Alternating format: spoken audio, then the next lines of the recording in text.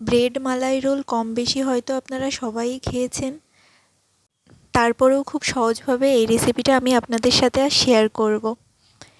এই ব্রেড মালাই রোল এতটা নরম হয় যে মুখে দিলেই গলে যায়। এই রেসিপিটা ফলো করে আপনারাও যদি বাড়িতে বানান তাহলে আপনাদেরও এরকম পারফেক্ট একটা মালাই রোল তৈরি হবে। এর জন্য প্রথমে আমাদের ব্রেডের প্রয়োজন। এই ব্রেডগুলো আমি বাইরে থেকে এনেছি। এরপর একটা ছুরির সাহায্যে ব্রেডের দুই পাশের কালো অংশ কেটে বাদ দিয়ে দিতে হবে। এভাবে আমি সবগুলো ব্রেডের দুই পাশের কালো অংশ কেটে বাদ দিয়ে নেব। এতে করে রোল করার পর এগুলো দেখতে ভালো লাগবে। এভাবে আমি সবগুলো ব্রেডের দুই পাশ থেকে কালো অংশ কেটে বাদ দিয়ে দিয়েছি। এরপর প্রতিটা ব্রেড নিয়ে একটা বেলন দিয়ে এইভাবে চেপে বেলে নিতে হবে। তারপর আমি আগে থেকে এইখানে দুধের ক্ষীর করে রেখেছিলাম। এখন এই রোলের মধ্যে এরকম লম্বা করে ক্ষীরের পুরটা দিয়ে পেঁচিয়ে নেব। এই একইভাবে আমার সবগুলো রোল তৈরি করে নিতে হবে। আবারও আমি এখানে একটা বেলন দিয়ে খুব ভালো করে চেপে দুই পাশটাই বেলে নেব। তারপর ক্ষীরের পুরটা লম্বা করে ব্রেডের উপর দিয়ে ব্রেডটা আবার পেঁচিয়ে নেব। এটা বলে বোঝানোর মতো কিছু না, এটা দেখেই আপনাদের বুঝে নিতে হবে। খুব সহজেই এই রোলটা তৈরি করা যায়। এভাবে আমি এখানে সবগুলো রোল তৈরি করে নেব। তারপর যে পাত্রে মালাই রোলটা তৈরি করব সেই পাত্রে সবগুলো রোল এইভাবে করে সাজিয়ে নেব। এগুলো একবারেই সাজিয়ে নিতে হবে, বারবার নাড়াচাড়া করা যাবে না।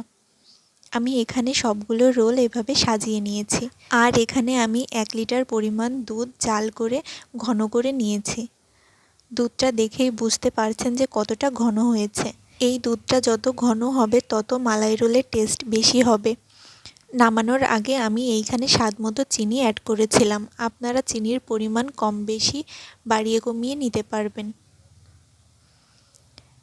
এই পর্যায়ে গ্যাসের ফ্লেমটা অফ করে দেব। এরপর এই ঘন দুধটা এই ব্রেড রোলের ওপর থেকে ছড়িয়ে দেব। একটা হাতার সাহায্যে ওপর থেকে দুধ এইভাবে দিয়ে নেব। এটা তৈরি করা খুবই সহজ। এখানে শুধুমাত্র দুটো উপকরণ লাগে, দুধ আর পাউরুটি। তাহলেই আপনারা এরকম সুন্দর একটা ডেজার্ট খুব সহজেই তৈরি করে নিতে পারবেন। এভাবে আমি সবটুকু দুধ ব্রেড রোলের ওপর থেকে দিয়ে দেব। আর এখানে আমি কিছু কাঠবাদাম, কাজু বাদাম আর কিশমিশ নিয়েছি। এগুলো এর ওপর থেকে ছড়িয়ে দেব, তাহলে দেখতে ভালো লাগবে। এখানে আপনারা চাইলে পেস্তা বাদামও ব্যবহার করতে পারবেন। তারপর এই ব্রেড মালাই রোলকে ফ্রিজে কিছু সময়ের জন্য ঠান্ডা করার জন্য রেখে দিতে হবে। এই মালাই রোলটা ঠান্ডা খেতেই বেশি ভালো লাগে।